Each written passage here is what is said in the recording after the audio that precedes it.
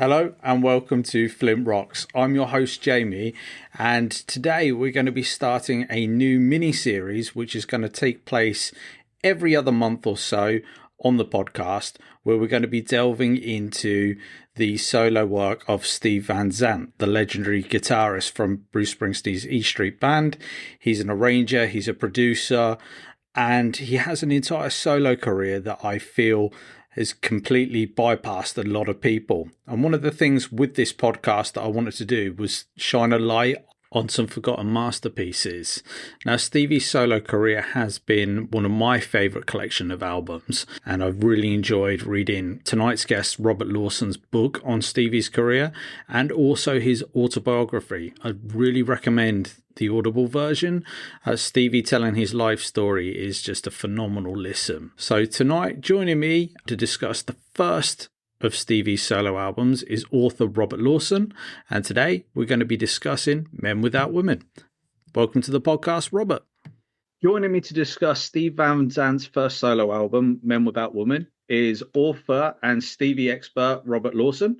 Robert is the author of the definitive book on Stevie's career, Solidarity Forever, The Art and Soul of Steve Van Zandt, as well as books on Cheap Tricks, Nazareth, and The Guess Who. Welcome to the podcast, Robert. Hey, Jamie. Good to see you. Nice to see you too, my friends. So I wanted to start by asking, who were your musical heroes growing up? Well, a lot of 70s guys, I was a kid in the 70s, so I was really into Kiss and Cheap Trick and Nazareth and Blue Oyster Cult and a lot of people like that. As I got a little bit older, uh, really into Hendrix and Bob Dylan. Bob Dylan remains one of my all-time top guys. And but I'm a big jazz guy too, so like Miles Davis is like really high for me. I've got hundreds of Miles Davis CDs, like literally hundreds. Um, so a lot of that kind of stuff, kind of 70s hard rock is kind of my wheelhouse, but early Stones, um, Jeff Beck is really high for me. So there's a lot of those kind of, I guess, typical kind of rock artists. Yep. No, there are really good choices there. So today we're going to be talking about Steve Van Zandt. How did you discover Stevie's music? I had kind of just recently gotten into Bruce in like 81 and 82, and then Steven was in Toronto on tour for his first album, and there was an interview with him on television, and I watched it just because I knew that he was from Bruce's band. But so it was a good interview, and then they showed the music video for the song "Forever" off the first album, and it just knocked me out. I loved it. I was a big Motown guy as a kid as well, still am. So "Forever" really was just like a Smokey Robinson, kind of tribute song. I loved it, and I went out either probably like the next day or over the next couple of days, and I bought Men Without Women at my local record shop. And that really started it. When I got that album, I was just obsessed with it. I loved the sound of it. I loved the lyrics. I loved the lyric sheet that had all these weird photos that I couldn't quite tell where they were from, but just all these weird characters in the band on bicycles and walking through tunnels and weird stuff. So it just seemed like a whole world was there. And I recognized some names in the credits because I had Springsteen albums and stuff like that. There's a lot of names in the credits I didn't recognize. And that just started it all for me. And I love the album so much that I started collecting. I found a single for the song Forever, and that had a non-album B-side. So then it was like I got an extra song. Like I love Men Without Women so much. And now, I love those 10 songs. Now I have 11 songs. So I had to get that. And after that it just became, full-blown obsession with like buying, or listening to that album and everything about it as much as I could. And then only like a year later, his second album came out. So then, a whole new world again. And I've just been really a super fan ever since. And even though there were some dry years there, between 89, we had to wait like 10 years for a new album from him. Uh, but yeah, just anytime I would see an article about him in Rolling Stone or anywhere, I would cut it out. Or if there's ever he was doing a TV appearance, like a benefit concert or anything, I had to tape it and I would just watch it over and over again, and just became really huge fan of everything he did. But what would you say your favorite Stevie album is? It would be Men Without Women. I mean, I love them all. I'm like intimately close with all of the albums. I know them all kind of, by heart, and I've listened to them all thousands of times. But I would go so far to say that not only is Men Without Women my favorite Steven album, but if I was really pushed, I would say Men Without Women is probably my favorite album of all time. I can totally see why. I mean, for me, it's top three. It's got to be, and this is one thing that I want from this podcast. I know last month we did focus on a lot of things to do with Nebraska, but I want to get into a lot of lost masterpieces, and I really do feel that this album does deserve more recognition than what it gets. I was just going to run down a little bit of history of the album just for our listeners. Feel free, Robert, to correct me because Robert is, like I say, a massive expert on this. And I can't recommend his book enough. Honestly, if you enjoy this interview, if you enjoy listening to what we say about the songs, go and get Robert's book. This is not a plug. Robert has not asked me for this. I read it in 3 days. Let's put it this way, because it's so in depth, it's written so well that it will draw you in, and it will also cost you a fortune because from Robert's sort of recommendations that I've gone away to collect bootlegs, I've gone away to get different singles to fill up my collection. So I wholeheartedly recommend that. You can get it from Amazon, and I probably should let Robert sell his own product, but I am really passionate about this. And I have sent away Johnny Canizero, who is playing Stevie in the new Bruce movie. He's going to go away and get the book as well. So, released in October 1983, Stevie's debut album, Men Without Women, is the culmination of his artistic and production work that he's been doing up until that point. Whilst producing Gary U.S. Bond's comeback album in 1980 alongside Bruce Springsteen, he was approached by EMI indicating that they'd be interested in a solo album from him. He used members of the E Street Band, Asbury Jukes, and the Miami Horns and recorded an initial batch of songs. Production on a second Bonds album halted this progress, as well as work on a little album called Born in the USA and Nebraska. But by the summer of 1982, Stevie had formed a solo band called the Disciples of Soul and completed a second batch of songs, completing the album. And that's the album that we're going to be discussing today. And I'm going to quote Robert here. So, Men Without Women is a blend of raw vocals, hard edged guitars, and Stax record inspired horn parts. It's, like I said earlier, a masterpiece. And we're going to start by discussing opening track, Lying in a Bed of Fire, which is a fast paced, angry vocals, ferocious guitar work. It's the perfect opener for me for an album. It's a call to an action, and it's exactly the sound that 2025 Bruce Springsteen is going after on his current tour. The themes of the song is to do with the burden of responsibility in a corrupt and a deceitful world. And I just wanted to get your thoughts on opening track, Lying on a Bed of Fire, then, Robert. Yeah, I think it's a killer opener for the album. Begins with this flurry of really fast drums from Dino Danelli. It is a very hard rockin' song, there's horns. Steven's guitar on it, it almost reintroduces him.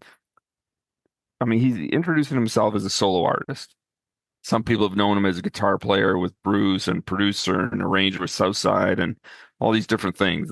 And like you mentioned, the first Gary Bonds record is out at this time. But he's also really introducing himself as a heavy, heavy lead guitar player. And Lying in a Bed of Fire, not only does it have this really heavy guitar solo in the middle of it, it ends with this screech of feedback, where he's really just going for it. Like just that song alone is like, who is this guy? Like, where's this guy come from? We've got these horns, but we've got an almost, I don't know, like an Eddie Van Halen kind of guitar guy wailing away on it. It's a perfect opener for the album. For me, it's kind of a mission statement. because anybody that knows about Stevie is going to understand that he is very socially, politically minded. And I think it, alongside all of the things you've discussed, I think it is that definitive statement about what he's about in one song. Hearing it live as well, that's something else. I really enjoy the live performances, especially when you've got the horns in there as well. I think they add so much. And me and Robert have had a conversation previously about the power of Stevie's band. And I think this is what comes through on this track, that you put your headphones on, or if you're playing the vinyl on your hi-fi, it is just a pure power that comes through the speakers and it hits you and it doesn't relent for those 3.5 minutes. After laying in a better fire or lying in a better fire, we've got Inside Me. For me, this is all about E Street, Gary Tallant's Motown infused bass line. It just powers this track. It's got powerful horns, and it's just a message of hope and perseverance. So you might feel trapped, but the truth and strength remain alive inside of me.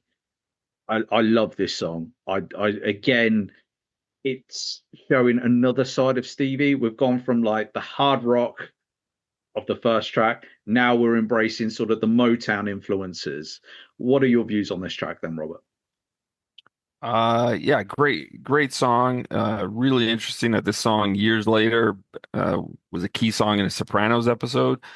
And Steven went so far as to perform it live with the Max Weinberg 7 on the Conan O'Brien show, like years and years later. So I think it's a real personal song for him. And yeah, important to notice that most of the album is Gary Talent on bass. He plays on 8 of the 10 tracks. And I think this is some of Gary's greatest bass playing. And you really hear it on the song. I've always felt previously like Gary gets a little lost in the E Street Band sound.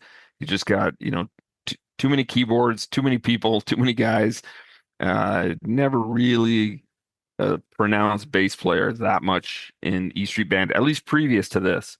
But this 1982 album, I think, is some of Gary's finest work. And Inside of Me is, yeah, great track.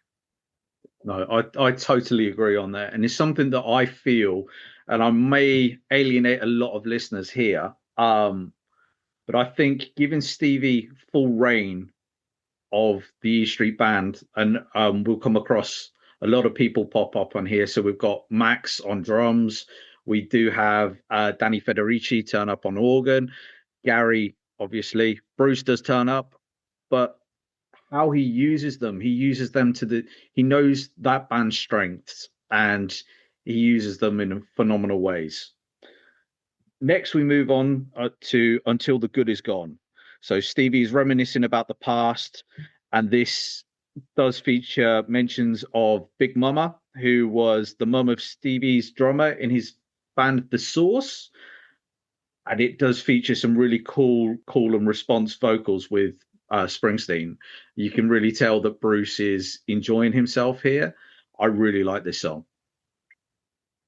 Yeah, Bruce was not credited with vocals on this record, but as we'll talk about, he's very prominent on like 2 or 3 songs where you can really hear him. Now, when this album came out, being a young guy, I mean, I was very young at the time, and I just trusted album credits. I thought if somebody appeared on an album, you had to credit them. Like that's like the law or something. I didn't know. So I never would have assumed that it was Bruce, even though it really sounded like Bruce. So I thought it was like JT Bowen maybe, or I don't know who exactly I was hearing. I thought it was just somebody else in the band. I didn't think you were allowed to sing on a record if you weren't credited. And of course, years later, it was actually Rusty Cloud who confirmed it for me one time in New Jersey, where I just said, I got to ask you, is that Bruce or not? And I think that was like in '89 or something. I was in New Jersey with Rusty Cloud, and a lot of the guys on this album actually. But Until the Good Is Gone is another one that Steven seems to like a lot. He likes to play it with Bruce a lot. They've done this one together quite a few times in the years since. When if Bruce joins Steven, which he never used to do, but from 2017 when Steven re-got the Disciples back together, Bruce does appear occasionally with them. It's not uncommon for them to do this song, or they'll do it at like a benefit show or a Christmas concert or something. So I think they both like it. They like singing together, and they like the call and response action between themselves. Yeah, it's a very good song. And now we move on to the title track, Men Without Women. It's the shortest track on the album. And again, it features Bruce on backing vocals. And the song's about the difficulties and frustrations of a man struggling to connect with a woman, his inability to apologize, compromise, and his lack of understanding around a relationship. Or that's what I got from it anyway. And I believe as well that the album's name comes from a Hemingway short story. It's a book of short stories. So the book is actually called Men Without Women. Um, yeah, I was such a fanatic for this album when it came out that when I heard that, I went out and got the book I love that. just so I could read. And it has nothing to do, the book is like from the 30s or the 40s or something. So it's just a bunch of short stories about like uh like a detective, and I think there's one about like a bullfighter and a boxer, and just different characters that Ernest Hemingway was just kind of just working out some stuff by having all these different characters. So it's like an anthology book called Men Without Women, and there's no real connection to the content of the book, but I guess Stephen just liked the title so much that he not only wrote a song with that title, but he named the whole debut album after it.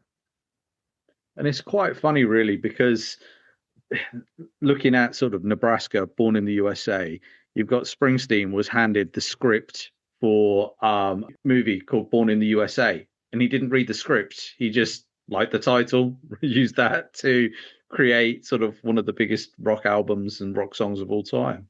So Stevie's Right, in good company for just taking a title and then doing his right. own spin on it. After Men Without Women, we move on to Under the Gun. This is a really cool track. And I believe this is the second song with, a song that comes from the second batch of songs when Stevie was recording with what would become the Disciples of Soul. He channels his inner Keith Richard in this song. The song's a desperate plea for help. There's a high stakes last resort situation, and the narrator needs help from a specific person. He's under the gun. And it features an oboe in there as well. I do really like this song. What are your views on this one, then, Robert? I love the song. It's a bit of a weird kind of song because yeah, you've got this exotic oboe played by Zoe Yannikis, who's Steven's kind of personal assistant and production engineer at the time. So that adds this like Eastern kind of quality. The horns, there's no horns on this song, but there's a lot of hand percussion. So that also adds to this kind of Eastern, mystical kind of feel. But then Steven is playing in this, it's this famous Keith Richards kind of popularized it. It's a five-string G tuning on his Stratocaster. And that really gives that Stones kind of crunch to these riffs. When you hear these riffs, it sounds like Keith Richards. And it's because he's tuned his guitar the way that Keith Richards tunes his guitar. So you're hearing the really rough Stonesy guitar sound mixed with this Middle Eastern flavor. What was cool in 1984 when Steven toured, when he would do this song, it would have a really extended intro with an extended oboe solo. But in there, Steven would start playing the Stones song Street Fighting Man on his guitar Nice. and Good song. just instrumentally. And he didn't do it every night. He did do it the night that I saw him in '84, but and I've got a bunch of bootlegs where sometimes he does it, sometimes he doesn't.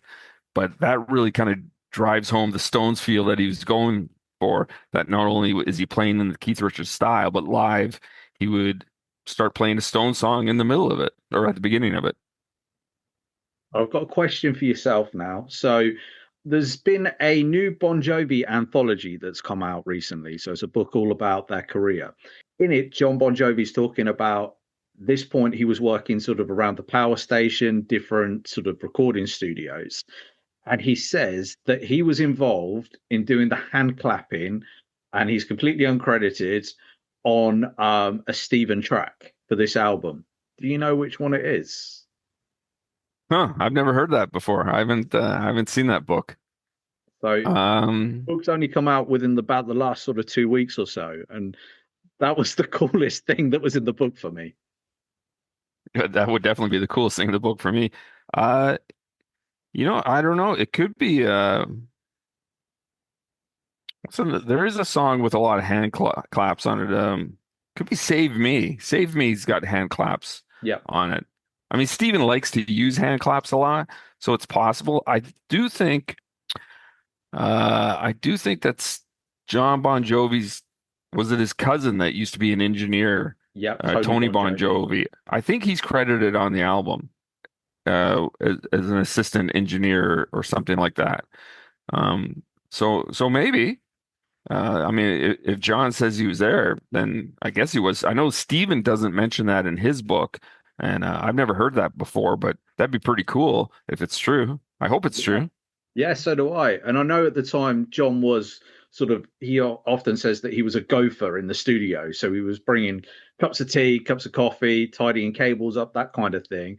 And he talks really highly of Stephen. And obviously later on in sort of Bon Jovi's career, Stephen would join Bon Jovi, I think a lot of the time around about 95 when they were on their These Days tour. He would be playing with the band. They would bring Stevie out. So next track to move on to is Save Me, which could feature John Bon Jovi on hand claps. We will, John Bon Jovi, if you are listening, please let us know which track it is on. Driving Yeah, piano on John. this one. So get in touch with us, John. Yeah, driving piano, fun hand claps, narrators dealing with the loss of self and feelings of disillusionment. I always wondered listening to this song, and this is my, I've got nothing from any interviews or anything like this. I don't know if this is Stevie and how he's feeling about his time in the E Street Band. Obviously, there's been a lot of frustration with sort of production choices for Darkness on the Edge of Town. The River he was allowed more to do with, but I always felt like Stevie's hand was tied behind his back. And maybe it's just my personal theory, but I always wondered if this was something where he was channeling a little bit of that frustration and again just being Bruce's right hand man. Have you got any theories about this song? There could be some of that in there, maybe. I mean, at this point, Steven is still definitely a member of the E Street Band. I mean, at the time that he's recording that song, there's no talk of him leaving. There's no talk of him not being a member of the E Street Band. So I don't know if those levels of frustration that he may have had hadn't reached that boiling point quite yet. But that's definitely, that's a good theory. That definitely could be part of it.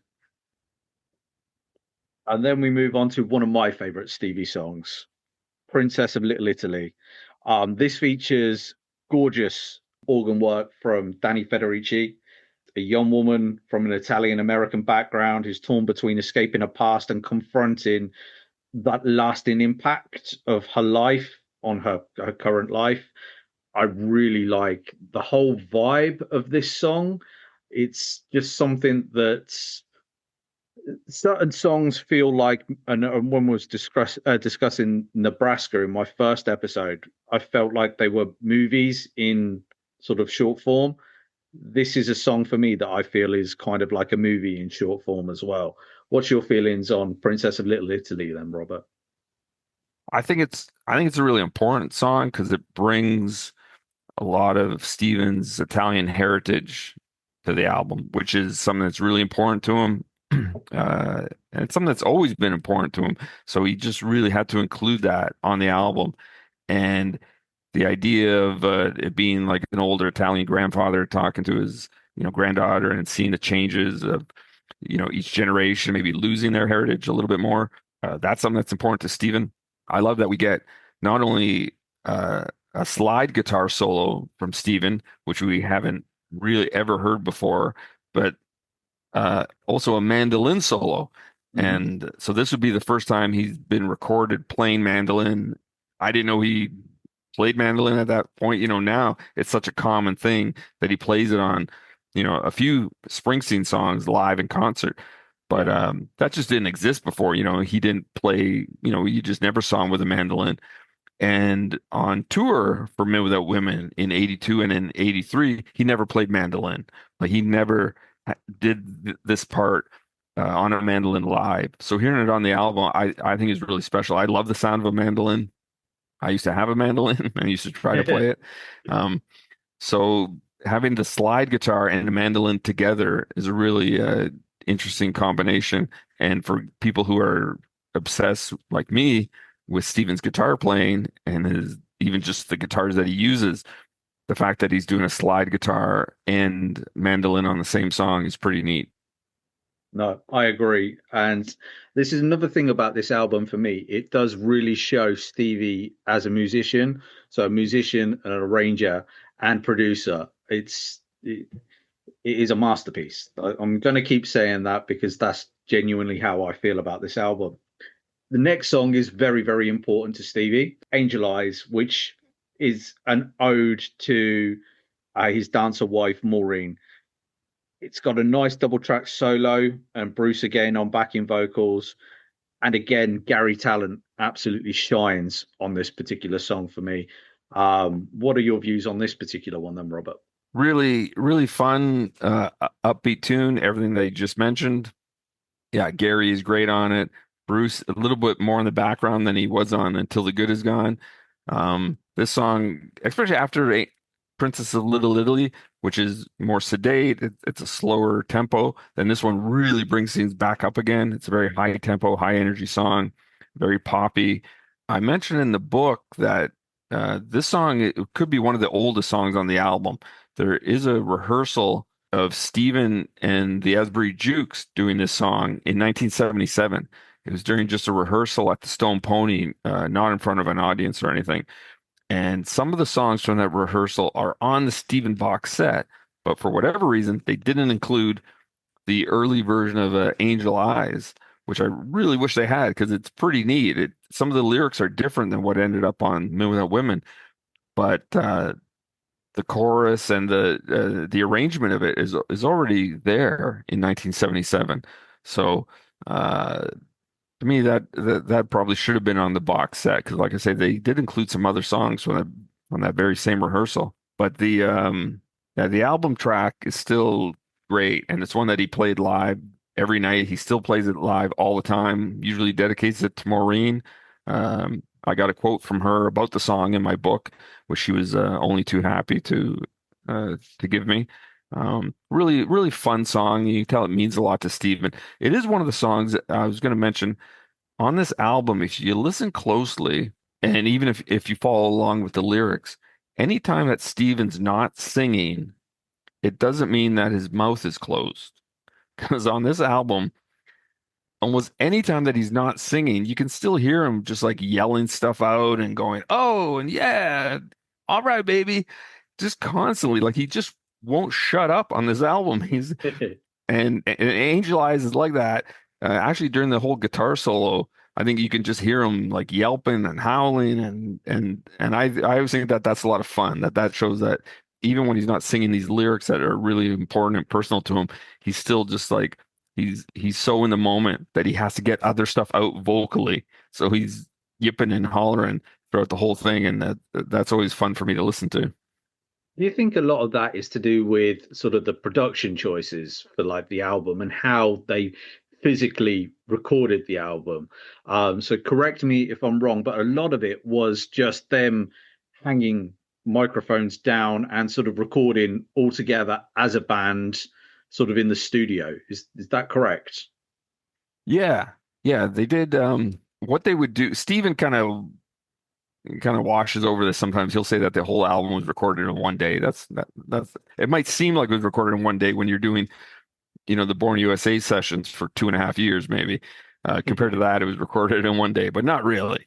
So with Steven, they would do some rehearsals, then they would do a couple of practice takes, and then they would all play together. That's true.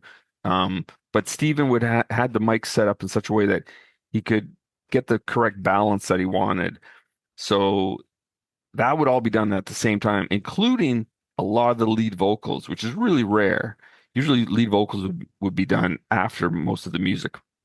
In the case of I think Until the Good Is Gone, Steven redid the lead vocals so he could do it with Bruce, so that Bruce wasn't just adding his parts to it. He wanted that call and response to be live and really between them, two guys facing each other. But you're right, for most of it, it's the whole band performing live together, and then things like, yeah, the mandolin solo and Princess of Little Italy that would have got added later. Um, Under the Gun has what I call Miami Steve on backing vocals Yep. because he's singing in the style that how he sang on the Asbury Jukes records and how he sings with Gary S. Bonds and on E Street Band. So that's the only song I credited Miami Steve with backing vocals. That obviously had to be overdubbed because he can't do the lead and backing vocals at the same time. But yeah, I think what you're suggesting, the fact that the band was playing all live at the same time, and probably Steven just being really excited that this is his moment. These are his guys. He's assembled these people. It's his music. He's finally getting his own project together. That level of excitement was almost he couldn't contain himself. So Yep. even when he's not singing, he's still, very excited and very vocally just letting out all kinds of, like I say, like hoops and hollers and all kinds of stuff like that. It's fun. It's fun to listen to those to really think like, wow, this guy is just so you can tell he's still close to the mic. So even when he's doing the guitar solo, and there's no vocals required, he's still close enough to the mic, or maybe he's bleeding through one of the other guys' microphones near him that you can still hear him with all these like wordless exclamations. And I do feel sort of just, and I know we're talking a lot about Bruce at the same time because they're so entwined, but you've got an album like Darkness on the Edge of Town, which is one of my favorite albums. The songs on there, the songwriting's absolutely next level. But I always feel that the production is quite sterile. And I always wonder what it would be like if that album, because the definitive version for me, if I want to go listen to Darkness on the Edge of Town, I will go get it's a rip of the Darkness box set. The band performed the whole Darkness album live, featured with The Promise. And that's the version that I prefer because the E Street Band is a live band. That's what they are. And I feel sometimes when you get them into a studio and you start moving people about and recording individually, it becomes quite sterile. And that's the exact opposite that I feel from listening to this album. This album feels like a lot of the time you could close your eyes and it could be a gig. It's got that kind of energy. And I think that's what I feel from listening to this album. It feels alive, whereas a lot of, especially sort of 70s and 80s, some of the albums, like I say, can feel quite sterile. Next song to discuss is a special one, Forever. This one follows the template of the 1970s hit, Tears of a Clown by Smokey Robinson and the Miracles. It features another sort of, he's not officially a member of the E Street Band, it's the E Street Horn. You've got Eddie Mannion on a gorgeous sax solo. And this one, Stevie got Bob Clearmountain to mix in mono to be more faithful again to sort of his Motown influences. It's a love song. It's about a man who's devoted his life to working, only to realize that like life is meaningless without the love of a woman. I guess it's tying into the men without women theme. It for me, and I hate to like rank songs in an album. This is my favorite song on the album. I just think it is an absolutely fantastic song. I know, obviously, with yourself, Robert, as you've said, it was your into Stevie through this album, through this song. Sorry. What's your views on Forever? I think it's pop perfection. I can't believe it wasn't like a top 10 hit all around the world. It has all those hallmarks of, I mean, it's a direct Motown template. He took everything from Tears of a Clown. That okay, it starts with that kind of a sound, so I'm going to start with something that sounds like that. It has a baritone sax solo. We're doing a baritone sax solo, and he just really did that kind of a tribute. He told me that he still would love to produce a Smokey Robinson album. Yeah. He really admires Smokey Robinson. That's one of his heroes. So we'll see if that ever happens. This song is also notable that it's got Stan Harrison on flute, who I think is a real important part of the early Jukes, Disciples of Soul, sorry. And if we talk a little bit about the tour, I have an important distinction about that. But yeah, Forever, I think it's just pure pop perfection. It got me into Steven. I still loved even just watching the video, and that's kind of how I felt when I said when I first got the album. Like I'm seeing these guys, and one guy's riding a bike, and one guy's jogging, and some guys are piling into the back of a convertible. Like, who are these characters? All these weirdos in New York City.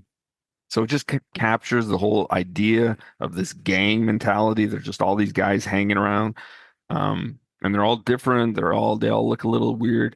Um, so the video ties in perfectly to me with the song. It's light, it's fun, it's airy. A great vocal. I think it is slightly sped up compared to the rest of the album, which is, of course, something that Bruce did as well with Hungry Heart. His vocal on that is sped up. But it works. It's just pure perfection. And I had this song played at my wedding, actually. That's cool. And I mean, I just think this is the kind of song that even now, I think we're finding in a lot of movie trailers, they're going back and featuring songs from the 70s and the 80s and doing sort of remixed versions. They're featuring, I know Stranger Things was a little bit further on in sort of like the 80s side of things, but this is the kind of song that I genuinely feel that if it was featured in sort of like a Netflix drama, that it's going to draw people in. It's how this song wasn't a hit, and for me, you hit the nail on the head there. That this song deserves more because for me, pop perfection. It is the song that I would recommend listeners today to go away. If you think, okay, I haven't got the time to listen to full album, go and listen to this. This and Laying in a Bed of Fire for me. They're your mission statements. Go and listen to these because once you've listened to these two songs, there's no way you're not coming back to listen to the whole album. Yeah, And then Forever was released as a single in a whole bunch of countries around the world, but it just didn't really get the traction to take off and hit the charts. and it's frustrating because and again, we'll probably be doing more of a wrap up. That's my frustration with sort of Stevie, that I feel that he deserves more. That man, the guy is successful. He's in one of the biggest rock bands of all time, and he does get his due now. But his solo career is so underappreciated, and I think he deserves so much more recognition as a musician, as a producer, as an artist. He's so unique, and like I say, I'm going to say it probably for about the fifth time. This album is a masterpiece.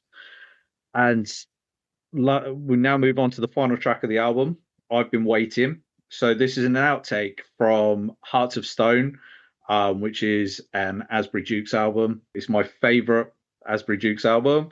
It's a song about a search for a soulmate and not looking for a fling. What are your views on I've Been Waiting? It's a perfect ending to the album. We've had some heavy aggressive guitar playing. We've had some light moments. We've had a lot of pop kind of stuff, some Motown inspired pop, and then this one really almost like drifts you off to sleep. It's like just a really nice ending to the album. It just kind of fades away, and it even ends with, I think at the end of the song, Steven sings the chorus once, and then the horn guys are actually, they just keep repeating the chorus. And Steven doesn't even sing it anymore. He's just doing this la la la la, kind of going along with them. And it's just really a fitting conclusion to the album. After we've had all these different styles and we've met who this person really is. We've seen his views on different things, how he approaches relationships and women and different things. And now this is just a perfect, capper to the album. I love it. No, I agree 100%. So that is our discussion on the album. I guess if people go away now, there's going to be a couple of options that you go to purchase this album. You may go away to stream it. If you go and purchase the CD, you get a DVD included in it in the re-release that was released back in 2019, and you get a fantastic introduction to Stevie's band, the Disciples of Soul. So they performed at Rockplast in Germany. It's a fantastic set. Now, there's some differences between the band that Stevie performed with at this gig and in the later part of this tour, which I'll let Robert sort of explain, because I think it does give the band quite a unique sound at this point before things sort of change later on in the tour. Yeah, so Rock Palast is a very unique situation in that he doesn't have the full horn section, and he doesn't have his keyboard player Rusty Cloud. Rusty had some commitments, so we have a guy named Benji King who has since passed away. I don't know too much about him, how they got him involved, but the Miami Horns at the time were kind of balancing their schedule between Southside Johnny and Asbury Jukes, and they were also touring with Diana Ross. So there was a bit of they had to do some negotiating there to not blow the Diana Ross gig in case, maybe the Steven thing wouldn't work out. Or so they arranged for just Richie Rosenberg, La Bamba, to appear for the Rock Palast show, and then they got the Uptown Horns, which are a very famous kind of New York-based horn section. And I interviewed one of the guys for my book, Arno Hecht. But so it's a bit of a different band, but I still think it's amazing. I think Rock Palast '82, I think it's one of the greatest live concert videos I've ever seen. I mean, I've been fairly obsessed with it. It was broadcast on European television and also on European radio. So I had like a cassette copy of the radio broadcast. I had a vinyl bootleg, which was a partial show or a partial recording of the Rock Palast show. Years later, I got it on VHS. Eventually, I had it on video CD. That was a short-lived format. I had bootleg DVDs of it. And of course, now you can just get it officially, which is amazing. So if anyone checks out the Men Without Women album and really loves it, and I'm sure they will, Rock Palast '82 is like the live album that accompanies it. It's almost every song off the album. They do a bunch of juke songs and they do covers and stuff, but you're just hearing an incredible band. Steven's vocals are incredible. Lots of guitar playing. So it's really unique that it's such a great show, and just ripping the audio off that DVD will really reveal a phenomenal tight band. And it's very unusual that that band really didn't exist. That's not really the full Disciples of Soul. The horn section guys are just filling in, but they do a great job. And I really strongly recommend Rock Palast '82 for anyone interested in the original era of the Disciples of Soul. And then the tour moves on, and I believe the Toronto show for yourself, sort of a special show. Is that correct? Well, they did a bunch of dates in '82. So there's a distinction between '82 and '83, and I know a lot of people don't see it. Just the other day on Facebook, my friend Dan French posted something about a 1982 concert, and immediately there's like a lot of responses from people, saying like, "Oh, I saw them in Manchester, and I saw them in Paris, and I saw them in all those places on that tour." Well, that would be '83, and '83 is different than '82. And the two main differences are that in '82, you have Stan Harrison and you have Rusty Cloud. And in my opinion, and I've heard a lot of bootlegs from '82 and '83, once those guys left, because they're not in the Disciples in '83. Once both those guys left, it did change the sound. Don't get me wrong, the 1983 Disciples are like great band, but '82 is just a little better because of those two guys and what they brought to the group. They weren't really replaced properly, I feel.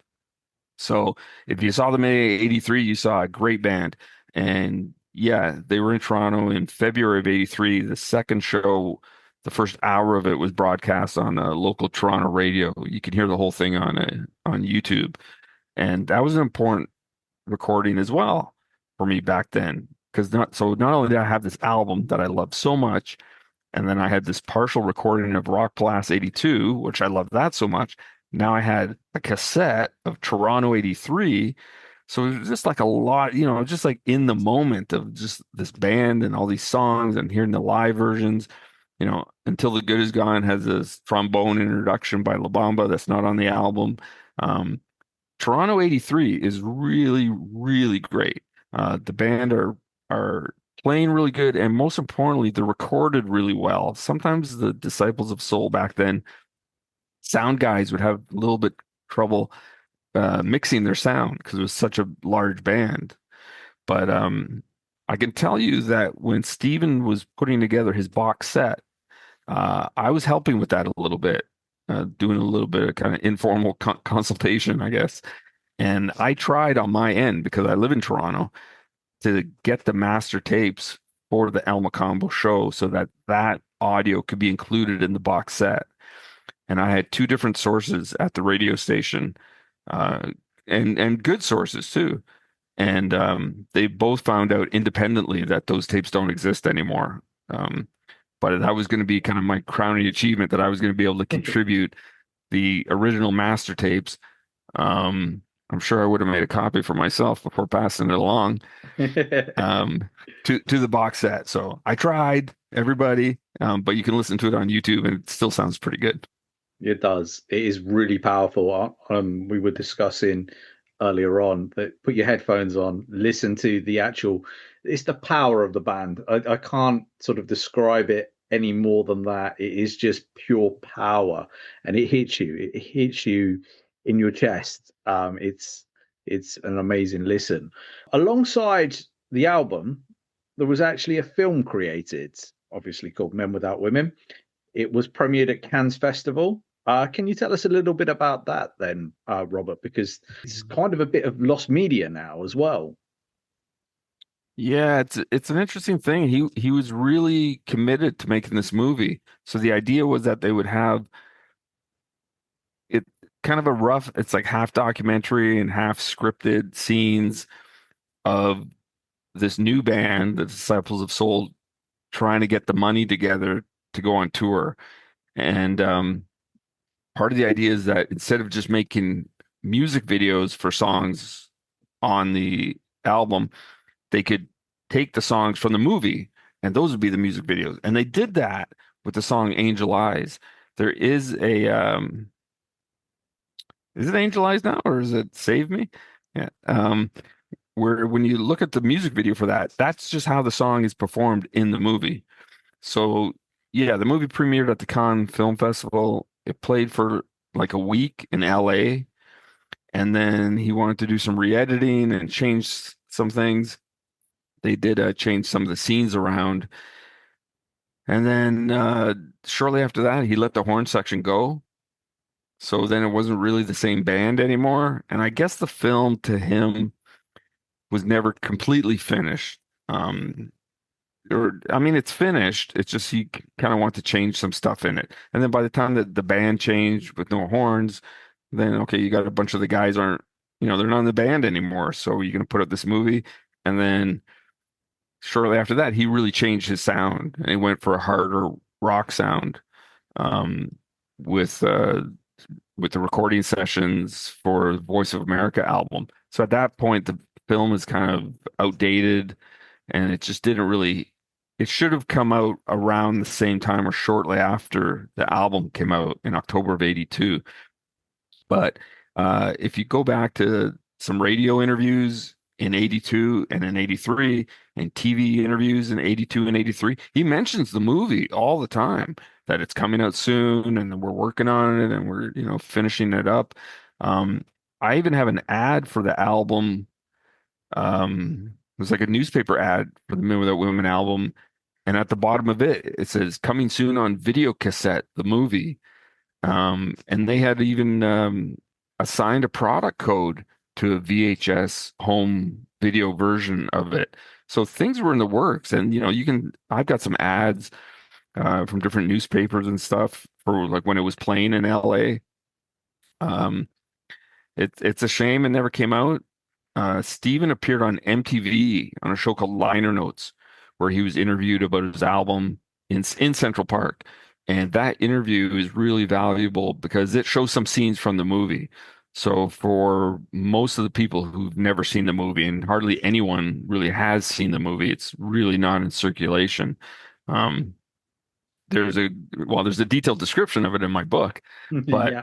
uh, if you find the 1982 liner notes appearance where he was interviewed, they show some scenes from the movie, so you get a bit of a feel of what it's all about. It's a fun movie. I think it's kind of poignant. It talks about dreams and trying to achieve those dreams, and if those dreams don't happen, how do you switch your goals? Um, it's a little arty. It's a little kind of creative. It's not necessarily a straight linear storyline, but I think it's great, and it's really it's interesting. It shows his early kind of influence by, we think of him getting involved in film and Italian culture with The Sopranos. Yep. The Men Without Women film has lots of Italian American culture in it.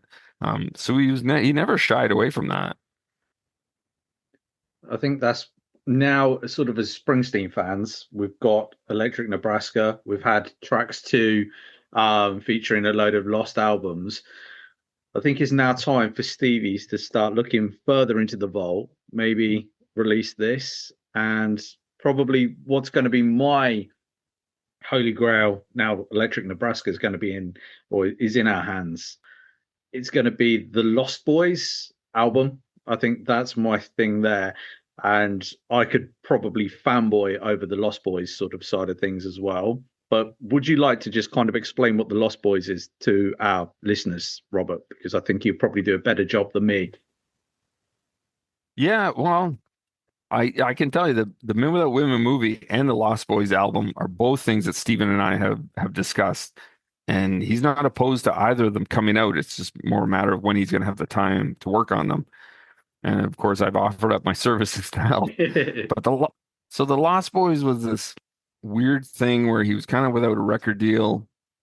It was like in the early 90s, and he just wanted to record a Stones type album, just a real basic rock and roll guitar record.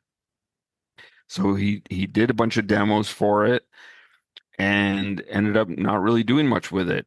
The way he talks about it is that he wanted a different lead singer. Yeah. And there's interviews where he says he was auditioning people and he couldn't really find, he wanted kind of a Jim Morrison or Chris Robinson or like a Rod Stewart, kind of a raspy vocal kind of guy. And he just couldn't find somebody. So those tapes have just stuck around. They ended up getting put on the shelf. And around the same time was when he was working on what became the Born Again Savage album, Mm-hmm. which is also a heavy guitar album, not necessarily a strict Stones thing. It's more like a power trio. It's heavier than the Lost Boys stuff. But yeah, Lost Boys is great. There are a bunch of songs on YouTube that you can hear. The song Affection was used in Sopranos, and it's on the Sopranos CD soundtrack. Yep. It's great. It sounds like a Stones or a Keith Richards B-side or something, and it's the kind of stuff that Steven really, really loves. That Stones sound is in his DNA, along with a whole bunch of other stuff. So yeah, he wants the Lost Boys to come out. He told me it's one of his favorite things he's ever done. Pat Thrall from the '87 band told me that he thinks Lost Boys is literally Steven's greatest album. So I think there's like 4 songs, or maybe there's 5 songs that you can hear Yeah. the audio of on YouTube. There's a few of them, but even if you just listen to Affection, it's so much fun. And it's pretty similar to the song Salvation on Born Again Savage, that kind of Stonesy guitar sound. But hopefully now that Bruce has taken a bit of a break from touring, I think maybe now Steven will have the time to look into the Lost Boys. Maybe I need to give him a shout and give him a little bit of a push in that direction. So, Stevie, obviously you've shouted out this podcast before, and I hope you're listening to this now. Please, Lost Boys album, can we have a release of it? Even if it's for Record Store Day or something like that, I think that'd be really cool. And also for me as well, it's a potential different way of touring for Stevie. He sort of spoke about the logistics side of things for touring with the Reformed Disciples of Soul, or with a smaller band, so we can sort of experience this music as well live and the Born Again Savage stuff. You could kind of combine the two together and go for more of a Stonesy style solo show. So that's my little plea to Stevie, if you're listening to this show, and we'll get Robert to give you a little nudge as well to sort of say we want to hear these things, I because think it after the is 2000, when he reformed the Disciples in 2017 and 18 and 9, we got these great tours with this huge band, and the band seemed to be getting bigger every time I saw them. yeah It would be pretty neat now if he stripped it down to like just five people or something and just did like literally like a back to basics rock tour. Or maybe it could just be a TV special or something, but just do the real guitar orientated music, and yeah, include a lot of Born Again Savage and a lot of the Lost Boys stuff. That would be really special to hear him in that format after we've heard him like with the horns and the girls and all the keyboards and all that stuff for the last few years. no that's my kind of that's my Stevie dream. So Stevie, if you're listening, please can you make this happen? So that kind of wraps up sort of that era for Stevie. The next things that kind of would go on for him would be more recording with the E Street Band, and then he would eventually leave the E Street Band just as a little album called Born in the USA was about to hit big, and he would record a second solo album, Voices of America, which is another fantastic album. And it would be brilliant, Robert, if you would love to come back onto the podcast to discuss that album with us, because I feel it's another underappreciated album. There's some really good songs on there. If any of my listeners have heard or have been to any of Stevie's shows, you're going to find songs from the last couple of tours that was quite well represented on the last couple of tours, especially in the UK. What's next for yourself? Have you got any more books in the pipeline? Is there any work with Stevie in the pipeline? I don't think I'm doing any more books. I've done four. Each one is a lot better than the previous one. I kind of feel that my Stephen book is, well, it's definitely my best. I had more input from the artist that I was writing about. The Stephen book, not only did I interview him extensively, but I talked to many, many of his ex and current band members, like 30 of them, I think I talked to, like, from all different eras of his solo career. So I'm just really satisfied with that project. I'm glad the way it came out. Tons of previously unpublished photos are in the book that no one has ever seen. I've got some photos in the book that Stephen had never seen that I showed him, and he was really shocked that I had these. So I really kind of tried to make that my best one, that I would go out on a high note, and I feel like I did that. I agree. So, I would like to, potentially look into, maybe a regular gig doing record reviews, or I've always wanted to do liner notes on like a reissue package or something. So that could be something. Like I said, I was kind of an unofficial consultant on Steven's box set. So he knows I've offered to him if there are any future projects that I can help with, even just with some suggestions. There were a few ideas I had for the box set that I guess never made it to him. And then when I mentioned them to him during our interview, he's like, "Oh, we totally should have done that. Why didn't we talk to you more?" Um, so I'd like to work with him on some stuff for sure, but I don't think there'll be another book unless possibly if an artist approached me and we made it kind of more of a real official thing. I mean, Steven gave this book his blessing. Obviously, he was very involved with it, and he opened a lot of doors for some of the band members to talk to me. Some of them who weren't really sure, like, who is this guy? Steven gave that the green light. So, but maybe if it was more of an official kind of biography, or even like a making of an album, or something like that, uh, I would definitely consider a project like that. That sounds cool. And like I said, I will plug your book for you one more time.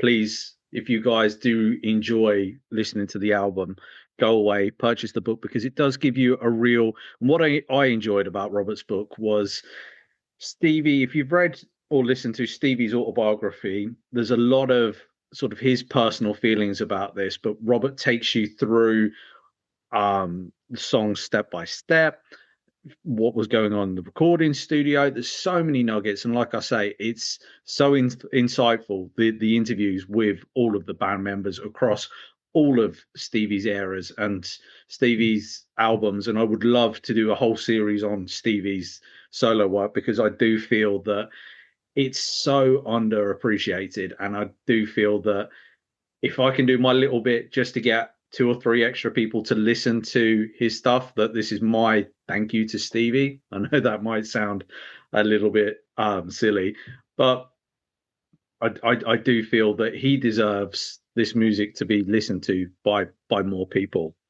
So my little thing as I sort of wrap up an interview with a guest is to ask you to recommend an album to my listeners. It doesn't have to be a Stevie album, but feel free to make it a Stevie album if you would like to. Well, I mean, we've been talking about Men Without Women for the last hour, so it's hard not to plug that one. I would suggest maybe not exactly an album, but if any of your listeners use Spotify, if you go to Spotify and type in the name of my book, Solidarity Forever, you'll find a specific playlist that flows with the book. So it goes through Southside and Gary U.S. Bonds and Steven. There's a couple of Bruce tracks. There's songs that Steven produced for other people.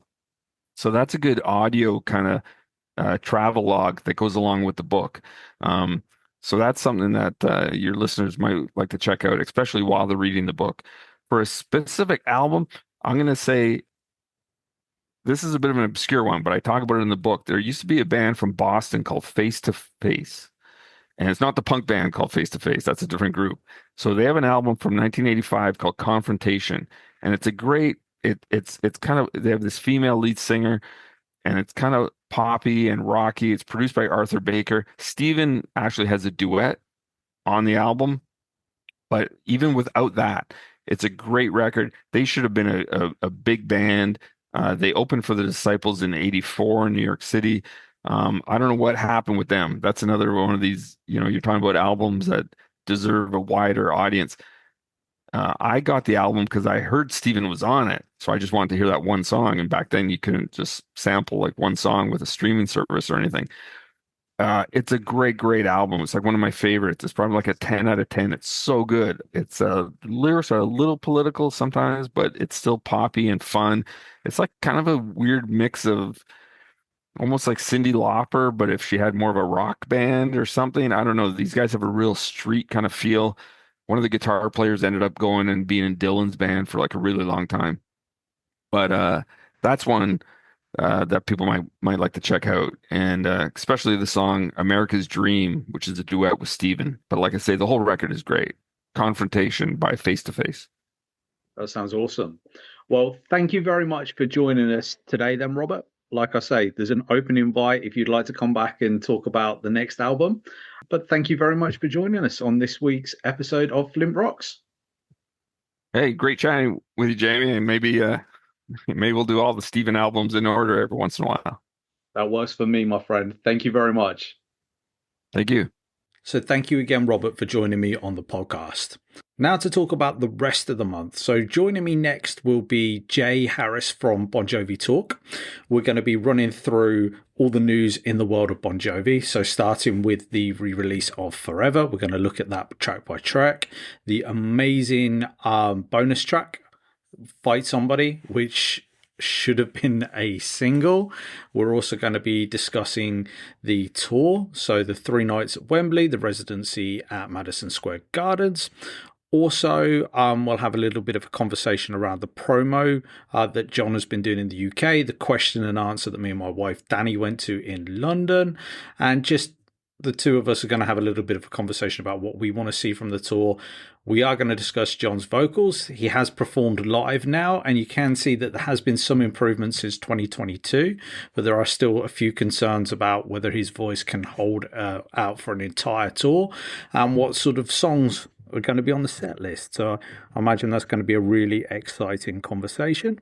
Then we're going to be looking into December. So for December, I have got Paul Rappaport, who will be joining me. Paul has worked for Columbia Records and has worked with everybody and anybody in the rock industry. So I'm really looking forward to that. And then also joining me is my best mate, Jason Webb, who is an independent artist. And we're going to talk through his career and the struggles of being an independent artist in this day and age. So we've got two contrasting people for December. And then we're going to be looking at things for the new year. So if you would like to contact me and you'd like to come on to the podcast and discuss an album or discuss a musician, please feel free to drop me a message on any of the socials. And that just leaves me to thank you, my listeners, for joining me for another episode of Flint Rocks. I hope you have a good rest of your week and keep on rocking. Don't forget to like and subscribe to my daddy's channel.